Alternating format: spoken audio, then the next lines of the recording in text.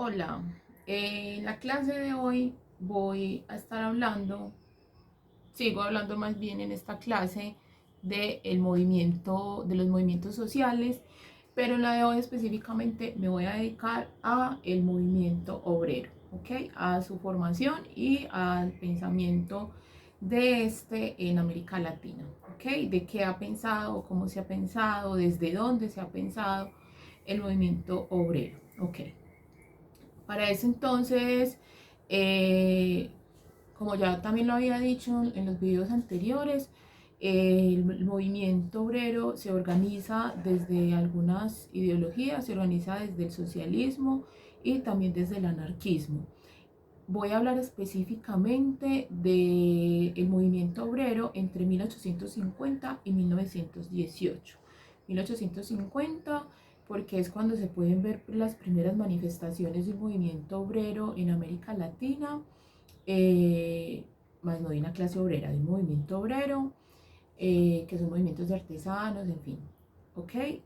Que va hasta más o menos 1890, cuando empieza el proceso de industrialización, el proceso de modernización y por esto mismo el surgimiento de una clase obrera y ahí va a empezar pues como un nuevo proceso que es el segundo momento del que voy a hablar, que es el momento donde se da la formación de la clase obrera. Ese segundo momento entonces corresponde con un proceso de industrialización que es diverso en los países de América Latina y también va a llegar hasta 1918 por dos cuestiones, una a nivel internacional que va a ser la revolución en Rusia y la otra tiene que ver con la revolución mexicana, que nos va a tocar. Bueno, la revolución rusa, además pues de postulados o de libros que ha escrito Lenin previamente a la revolución, va a traer una reforma o una reevaluación y unos nuevos ingredientes al socialismo, ¿ok? Y por lo tanto al movimiento obrero del mundo entero. Entonces, en esos dos momentos lo voy a dividir, 1850-1890 y luego 1890-1918, es decir, movimiento inicialmente, punto número uno, un movimiento obrero sin clase obrera y luego a partir de los 90 en una formación de la clase obrera. Bueno, las dos formas, pues como digamos las dos, eh, tanto el socialismo como el anarquismo fueron las dos formas de pensamiento que tenían los grupos o los movimientos obreros en América Latina en este periodo del que estoy hablando. Ahora, hay que tener en cuenta una cosa que va a quedar a lo largo de esta clase y es que las formas de organización social que existan en América Latina tienen que ver con, y las formas de lucha además de estas organizaciones, tienen que ver con las particularidades de cada nación. Las voy a agrupar básicamente como por zonas regionales, es decir, hay una zona, la zona sur, el cono sur, tenemos la zona andina y tenemos Centroamérica y el Caribe y México, pues, que es como otra realidad. Ok, entre 1850 y 1870 tenemos como la incursión de las ideas del socialismo utópico y del anarquismo proudhoniano. Parto aquí entonces. El socialismo utópico llega a América Latina y es asumido por los grupos liberales, de jóvenes liberales. Tenemos entonces la revolución de 1848. En esta revolución, muchas de las ideas que tienen allí, algunos de estos jóvenes son traídas a América Latina y algunas de esas ideas, de eso que está sucediendo en Francia, al traerse acá va a ayudar a la formación de partidos liberales y conservadores. Entonces, muchas de las cosas de las que se hablaron previamente durante esta Revolución Francesa del 48 se van a tener en cuenta y muchos de los jóvenes liberales van a empezar a todo ese proceso de lo que vamos a llamar las reformas liberales de medio siglo. Ahora, hay que entender que este socialismo utópico es un socialismo que tiene muchos guiños de liberalismo. Aquí parte una aclaración. primero hay que entender el socialismo o cómo surge el socialismo como desde la dialéctica. Entonces, a entender que el socialismo es la síntesis y tenemos una antítesis que va a ser el capitalismo o el pensamiento liberal. Es decir, el socialismo supera o mejora lo que había sido entonces el, el, el liberalismo, ¿ok? Entonces, la condición de posibilidad del pensamiento socialista, de la ideología socialista, la condición de posibilidad número uno es el liberalismo. Sin el liberalismo no podría existir el socialismo en términos de pensamiento. De esa misma manera lo entiende Marx, por ejemplo, también, y lo entienden muchos marxistas, al considerar que para dar paso al socialismo tiene que existir primero un capitalismo. Ok, pero eso tiene que ver en términos de pensamiento. ¿Por qué? Porque cuando los socialistas utópicos y luego los socialistas científicos van a emerger, entonces una de las cuestiones en las que ellos van a estar pensando y van a estar criticando es el pensamiento liberal y los principios del pensamiento liberal y la acción capitalista, ¿cierto? A la que lleva ese pensamiento liberal, ¿cierto? Ese sistema económico capitalista. Entonces, sin eso, el socialismo no hubiera existido, porque el socialismo, digamos, lo que al parecer, en el mismo sentido, como del pensamiento conservador, son reaccionarios, es decir, hay una propuesta desde el progresismo, desde los liberales, y emergen unos grupos que van a hacer, digamos, la disidencia y lo van a criticar. Entonces ahí tenemos el socialismo. El socialismo utópico es un socialismo que va a ser muy criticado porque es un socialismo hecho por burgueses. Bueno, casi que todo el socialismo es hecho por burgueses, porque tienen que ser quienes hacen el socialismo son una inteligencia o una inteligencia, para decirlo en términos coloquiales y paisas. Esa inteligencia tiene la posibilidad de estudiar, tienen acceso a las letras, a comprar libros, a ser parte del ocio, ¿cierto? Que el ocio es el que permite también que el ser humano se dé el espacio para pensar y reflexionar sobre la existencia y pueda entonces escribir obras pues como El Capital, pues uno tiene que tener algo ahí como sobrevivir y además haber tenido una educación que en ese momento correspondía simplemente a la pequeña burguesía o a la burguesía en general. Entonces, el socialismo utópico, hay chistes y burlas que se hacen a estos socialistas utópicos como Saint-Simon, porque ellos son burgueses que están sentados pues observando el mundo, pero no son personas, realmente no hacen parte de un proletariado ni de una población sensible. ¿Ok? Entonces, bueno, ese grupo muy cercano, yo creo más que ponerlo como un socialismo utópico, yo lo interpreto de una manera muy laxa, como en el sentido de una forma de liberalismo un poquito más amorosa, un poquito más querida con los grupos subalternos, con los explotados, con el proletariado, más que como realmente una propuesta socialista. Bien, pero es importante porque está manifestando que hay cierta incomodidad con el capitalismo y el liberalismo decimonónico. Bien, tenemos entonces que para 1850 y 1870 en América Latina tenemos una fuerte influencia del pensamiento del socialismo utópico y del pensamiento del anarquismo, sobre todo el anarquismo proudhoniano. ¿Ok? El anarquismo proudhoniano, ya os expliqué un poco muy por encima el socialismo utópico, ahora lo voy a hacer también por encima el proudhoniano, que plantea lo que hacía Proudhon y bueno, y los que van a seguir a Proudhon es replantear la reorganización de la sociedad, buscando reformar el capital a través de la cooperación de los pequeños propietarios, artesanos, agricultores, en comunas agrícolas o en talleres artesanales. Por ejemplo, digamos que en este momento todavía no está muy clara en América Latina la idea de la lucha de clases, entonces todavía no se entiende ahí como desde la idea de la lucha de clases. Para 1870 entonces va a existir una serie de disputas en el interior de la Sociedad Internacional de Trabajadores, más conocida como la Primera Internacional, que se realiza en el año de 1864. Allí empiezan pues como a encontrarse dos grupos, entonces allí ya vamos a tener como protagonista de la escena al señor Marx y también a Engels, donde van a proponer entonces el socialismo científico, marxismo, listo, en ese momento se va a llamar socialismo científico, y vamos a tener otra idea por parte del anarquismo, las ideas de Bakunin con el anarcocolectivismo.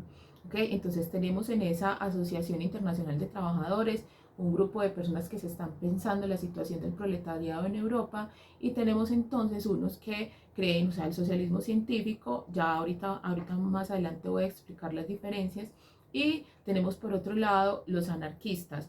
Va a ser en esta primera internacional de 1864, cuando empiecen a sustentarse cada vez más las diferencias entre el anarquismo y el socialismo, que arrancan siendo primero pues como unos grupos de intelectuales que están protegiendo la clase obrera y creando ideas para proteger la clase media, perdón, la clase obrera, y luego digamos que van a haber separaciones, ¿cierto? Van a haber ideas divergentes y se van a separar entonces en lo que va a ser el socialismo y lo que va a ser el anarquismo. Para 1870 en América Latina entonces empiezan a llegar exiliados políticos, algunos de ellos obreros, algunos de ellos intelectuales que quedan de la Comuna de París de 1871.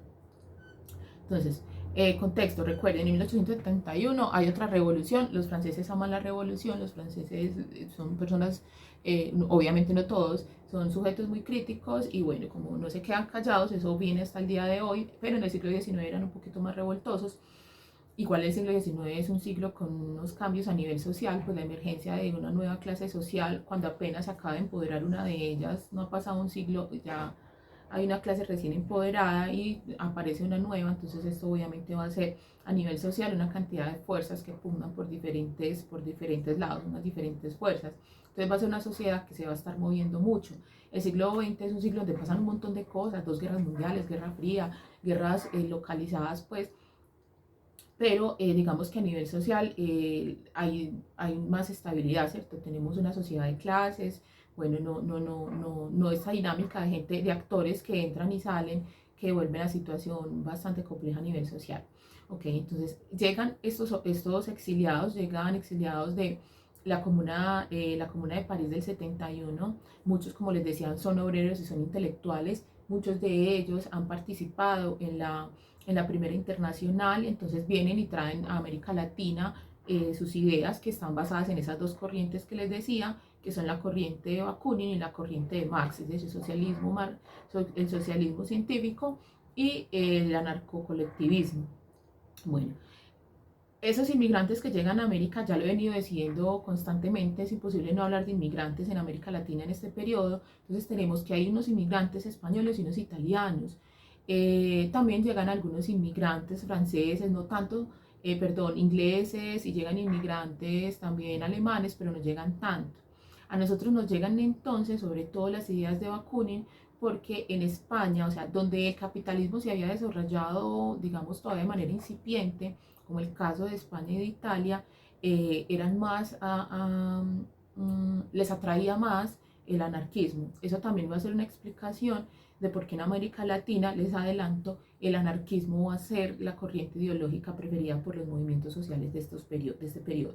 Entonces, nos llegan esos españoles vacunistas y también llegan algunos anglosajones, algunos de ellos obviamente con un desarrollo del capital, digamos, una industria ya más sólida y una clase obrera más consolidada. Entonces llegan esos anglosajones con ideas marxistas que sostienen que la forma superior de la lucha de clases es la lucha política, y aquí hay una especial diferencia entonces entre el anarquismo y el socialismo, y es esa idea de que para los socialistas científicos la lucha de clases es sobre todo la lucha de carácter político, y subordinan, los marxistas van a luchar, van a subordinar entonces la lucha económica.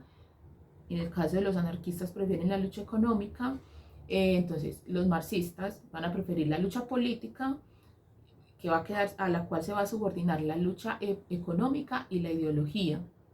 El objetivo entonces para los marxistas es la conquista del poder político y la instauración de la dictadura del proletariado. Además de esa lucha social, también a esa también se subordina la lucha social, toda lucha social, toda lucha económica debe estar subordinada a la lucha política, y esa lucha política está hecha por el partido. Bien, Los vacunistas entonces, los vacunistas entonces, como les digo, la mayoría de españoles e italianos que llegan a América Latina, para ellos la lucha política la van a ver como un arte burgués, van a tener una fuerte crítica sobre la lucha política porque consideran que ir a pelear desde lo parlamentario, desde la creación de un partido, ir a luchar por los derechos del proletariado, es entrar en los juegos de la clase burguesa, es entrar en las instituciones burguesas, es decir, es hacer parte de la burguesía, solo que de una manera crítica.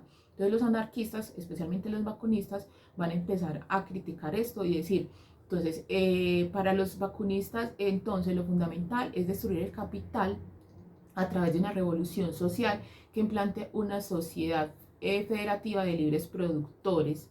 Es decir, como parecido a lo que decía con Bakunin, es decir, que haya unas colectividades, pueden ser de agremiaciones que empiecen pues como a luchar. Para ello, la forma superior, para los vacunistas, la forma superior de la organización proletaria era la sociedad de resistencia. Por eso mismo en América Latina van a existir sociedades, o sea, una parte de los movimientos obreros, una de las organizaciones que va a asumir el movimiento obrero va a ser las sociedades de resistencia. Y esas sociedades de resistencia son las que están encargadas de crear las huelgas. Las huelgas son generales, son revolucionarias, ¿cierto? Entonces, por eso es tan común en América Latina en este periodo, a partir de 1870 en adelante, que estos movimientos obreros estén haciendo huelgas en las que van a estar solicitando diferentes cuestiones. Tenemos entonces que de esos movimientos obreros van a tener, por decirlo, una metodología, una forma de proceder, una forma de hacer. Lo primero entonces, como ellos empiezan a actuar, es haciendo propaganda. ¿Cómo que propaganda? O sea, a partir de prensa, libros y folletos.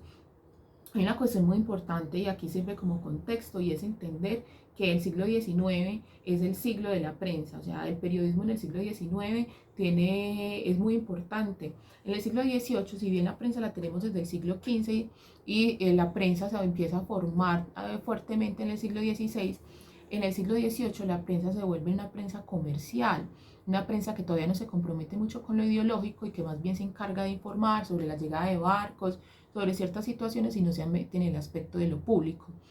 A finales del siglo XVIII empieza entonces a formarse lo que se llama el espacio público. Ahí pueden mirar a Habermas, a Roger Chartier. En el caso de América Latina tenemos a François Javier Guerra, bueno, tenemos a varios autores que han trabajado esto. Entonces, en el siglo XVIII, a finales, empieza a formarse el espacio público, la esfera pública, y empiezan entonces a discutirse, primero en el salón empieza a discutirse sobre lo político, ¿cierto? Lo político antes no podía ser abordado sencillamente porque recuerden que el liberalismo nos había liberado de la lucha política y de eso estaba encargado el soberano, pero en el siglo XVIII los ciudadanos, o bueno, los súbditos empiezan a meterse en estos asuntos y empiezan a discutirlo. El paso siguiente, además del salón, del café, el paso siguiente del espacio público va a ser la prensa. La prensa a finales del siglo XIX deja de ser una prensa informativa en términos del comercio y empieza a convertirse en una prensa ideológica. Entonces, las ideas del liberalismo que surgen en la Revolución Francesa, bueno, previamente a la Revolución Francesa, son llevadas a periódicos, a hojas volantes, panfletos, bueno, aparece también allí la caricatura como una expresión política sumamente importante. Entonces, el liberalismo se nutre de esto. Pero el siglo XIX, entonces, vamos a ver a lo largo del siglo XIX y hasta buena parte del siglo XX, una prensa con un carácter ideológico. Es una prensa entonces en las que se van a distribuir, además que es sumamente económica, se van a distribuir las ideas del liberalismo y a partir de mitad del siglo se van a empezar a repartir o a compartir o a distribuir o a dar una pedagogía sobre lo que es el socialismo. Entonces la propaganda es sumamente importante. Aquí tenemos entonces, además de la prensa, en la segunda mitad del siglo XIX en Europa tenemos la emergencia de un nuevo sector industrial, es la industria editorial. Entonces, claro, cuando industrializamos el libro, cuando industrializamos la palabra, la letra imprenta, esto va a reducir unos costos, lo cual quiere decir que la gente va a tener mayor acceso a lo escrito.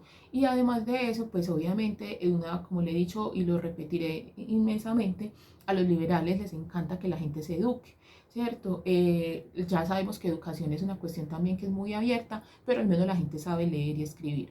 Entonces, con que la gente sepa leer y escribir, o sea, se les enseñan nociones básicas y ellos van a empezar a leer esta prensa. Es decir, entonces la prensa se convierte en un medio y también se convierte en un espacio de educación para los ciudadanos. Entonces, en América Latina, si bien para este momento, estoy hablando de 1870, 1900, no tenemos industria editorial, no la tenemos, muchos de esa industria que produce en Europa sí nos está llegando, pero sí tenemos algunas imprentas y no es una industria, son unos talleres, es bastante artesanal, bastante bonita la labor que hacían estos impresores. También se ha trabajado y se ha estudiado en América Latina la tarea de los impresores, es una historia muy bonita, hace parte de la historia del libro, de la historia cultural. Entonces, en estas imprentas artesanales, como talleres, se imprimían entonces también estas ideas y se empiezan a sacar periódicos, ya lo había dicho en los otros videos, unos periódicos socialistas en los que caben también algunos comentarios de anarquistas, en los que se publican textos pues de autores europeos, interpretaciones latinoamericanas de los autores europeos, algunas aberraciones de interpretaciones de autores europeos, y empieza pues ahí ya pues una construcción intelectual a partir de eso. Entonces, metodológicamente, el proceder del movimiento obrero para formar la clase obrera es esta. Primero, distribuir ideas, ¿cierto? Las ideas posibles que encontremos y que podamos llevar al periódico, el libro y el folleto sobre lo que es el anarquismo, lo que es el socialismo. Luego se crean unas sociedades mutuales o sociedades de resistencia, es decir, se dan unas organizaciones previas, básicamente unas organizaciones locales que van a sobre todo a estimular la huelga obrera, ¿cierto? Entonces, esa huelga que se va a dar por cuestiones estomacales, por cuestiones de búsqueda de seguridad laboral, de mejores salarios, bueno, ese es el segundo momento.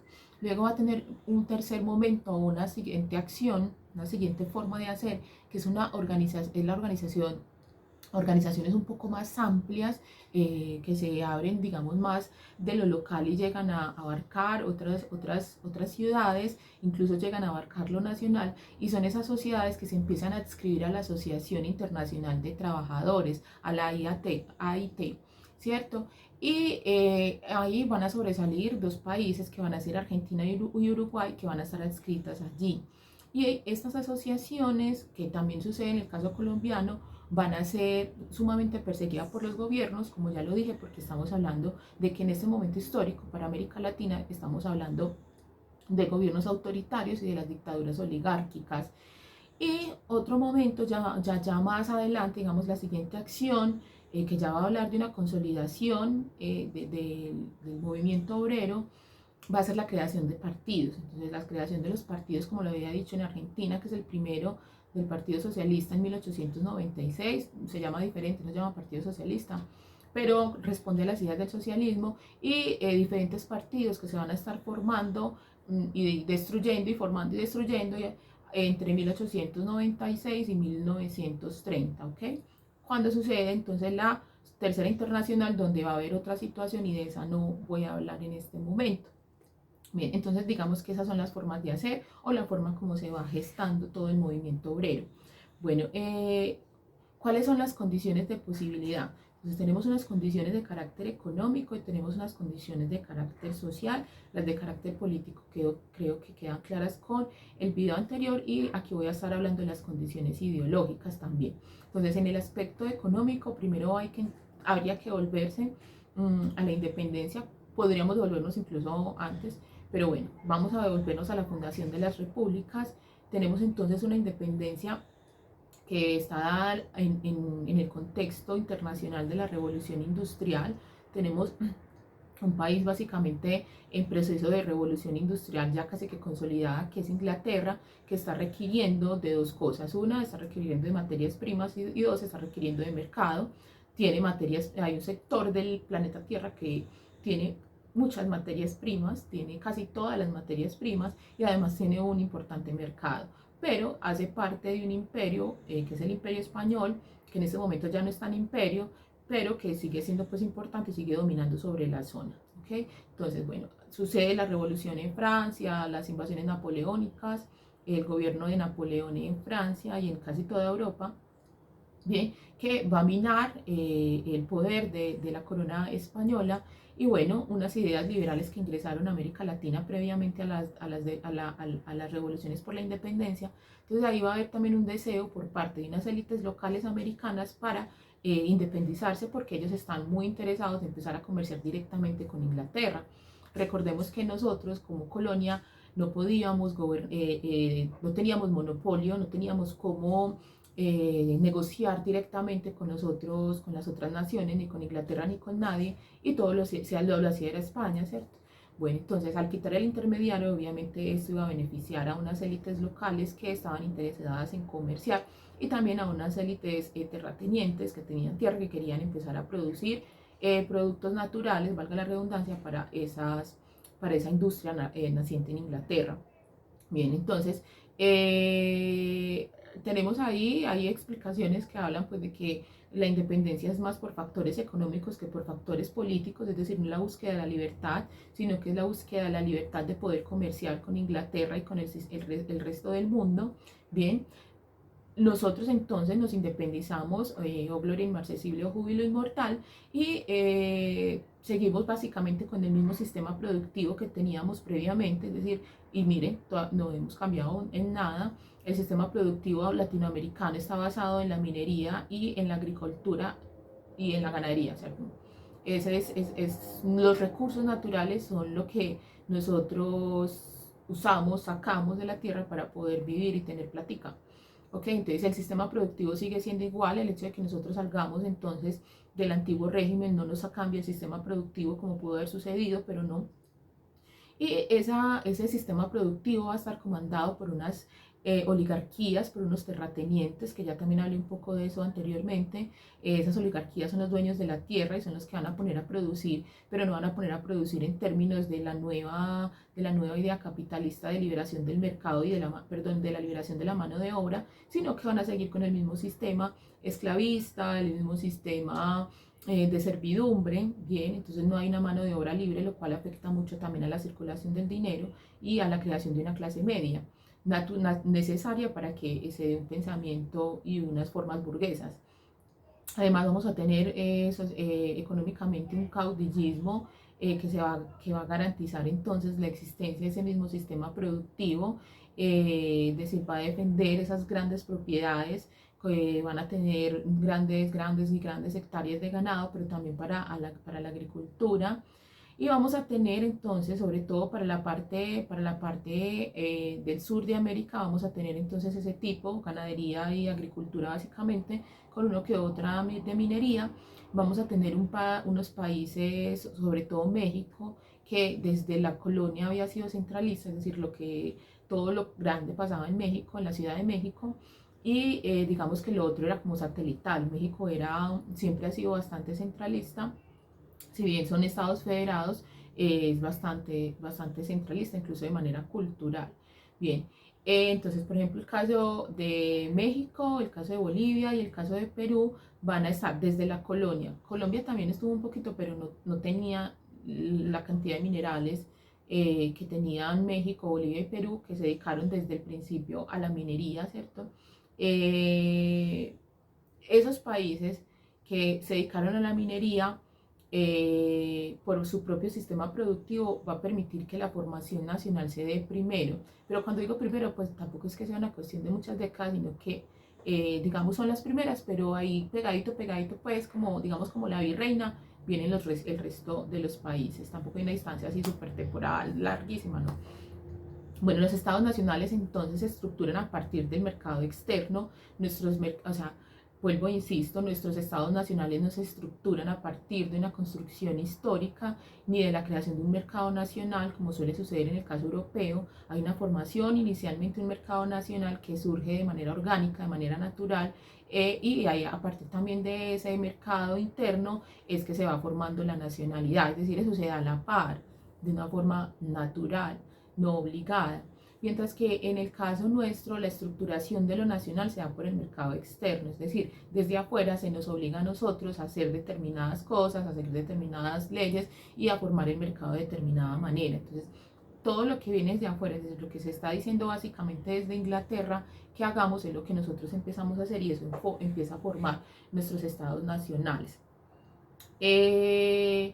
Esto quiere decir entonces que en esta forma digamos, de formación del Estado desde afuera, va a ser que la hegemonía desde ese momento del nacimiento de la República empiece a quedar en manos de la oligarquía, es decir, de los que tienen el poder económico, que son los que tienen la tierra, ¿ok?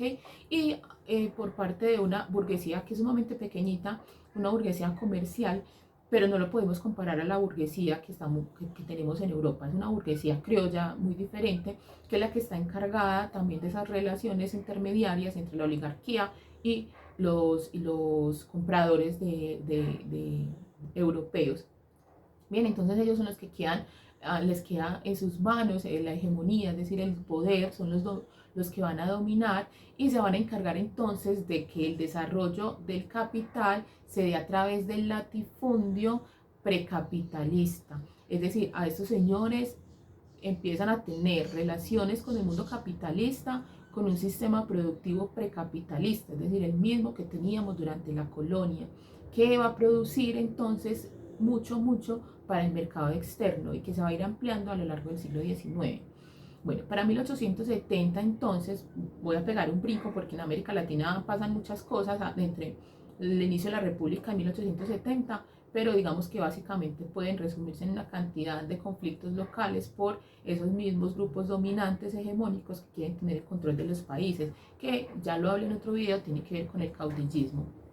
Bien, para 1870 se le suman entonces, como les decía, ya una burguesía comercial cada vez más consolidada, es intermediaria, es una burguesía dependiente. Por eso es una burguesía muy diferente a la europea, porque la burguesía latinoamericana es una burguesía que depende del externo, ¿cierto? Entonces, digamos que a nosotros nos venden estos países al mercado externo entre las oligarquías y la burguesía comercial, esos comerciantes. Muchos de estos comerciantes también son terratenientes, ¿ok? Son esos señores que empiezan a negociar entonces con Inglaterra básicamente. Tenemos entonces que a partir de 1870, ya lo decía, se crean estos estados oligárquicos para defender este mismo sistema productivo y poder seguir vendiéndole al mercado internacional, al mercado externo. Estos positivistas, estos estados oligárquicos, estos gobiernos autoritarios, estos hijoputas, porque así se les podría decir, son una clase que gobierna, ojo pues, esto es muy importante y muy doloroso, son una clase que gobierna contra, y subrayo contra, y le pongo rojo, contra, ojo, y eso todavía sucede, son una clase que gobierna contra el pueblo, y especialmente contra el movimiento obrero, y en ese mismo sentido se ve involucrada esa emergente clase media, es decir, esos hijos de obreros, esos hijos de artesanos que por berraquitos van a la universidad, pero que empiezan a atender unas profesiones liberales marginales, mal pagadas, dígase de médicos, abogados, profesores, todas estas profesiones liberales también van a ser sumamente afectadas. ¿Por qué? Porque estos gobiernos oligárquicos van a tener miedo a la educación y a que los sectores subalternos asciendan. Dentro del pensamiento burgués esto es lo más normal, querer ascender hace parte del pensamiento burgués. Pero a esos señores les encanta el capitalismo, pero les encantan las relaciones sociales jerárquicas y aristocráticas. Entonces son los gobiernos sumamente represivos que van a asesinar a cualquiera, van a expatriar a cualquiera, van a encarcelar a cualquiera y van a desaparecer a cualquiera que se ose siquiera solicitarle al Estado una igualdad y unos privilegios. Bien, por ejemplo, ahí paso a otra situación, pero también tiene que ver con el aspecto económico. Celso Furtado escribe, bueno, hace un aporte bastante interesante para entender la economía latinoamericana. Entiéndase que lo primero que empiezan a hacer por allá en el primer mundo, que debería ser el último y el fin del Averno, allá en el primer mundo empiezan a dividirse. Bueno, recuerden que por allá en la conferencia, ¿cuál es? En la de Berlín, la de 1885, yo la confundo con el Congreso de Viena, la conferencia de Berlín, Cogen una regla, ¿cierto? Cogen la regla, cogen mapa y empiezan a trazar a punta de regla, a dividirse el mundo, porque así es. Cuando se tiene poder puede hacer eso. Entonces se divide en el mundo, se divide en África, se divide en Asia. América ya les había dicho que no por aquello de que América para los americanos, que decía Monroe, el presidente gringo. Entonces se divide en el mundo. Ahora, ellos necesitan dos cosas. Necesitan mercado, o sea, necesitan llevar todas las bobadas a veces que producen. Hay también cosas muy necesarias, muy útiles y muy bacanas. Necesitan entonces mercado, pero también necesitan de dónde sacar los productos. Entonces lo primero, cuando además de hacer una división cochina del mundo para sus intereses, justificado además en el positivismo y en la idea en el evolucionismo spenceriano, entonces estos señores van a decir, listo, ¿qué sirve y qué puede sacar determinado producto? Por allá a mitad de siglo nosotros nos hablan muy bonito en historia de Colombia, y eso pasa también para el resto de países de América Latina, una cosa muy hermosa que se llama la comisión coreográfica. Entonces, eso es un cuento patriota culo, porque lo que dice es, ay, no, vamos a recorrer Colombia para saber cómo está la geografía y a ver qué se produce allí y a ver cómo se visten por allí, qué tipo de sociedad hay allá en Antioquia y en la costa y en la Amazonía. Señores, eso nada más es racionalismo científico para saber qué hay en esta tierra y qué se puede sacar.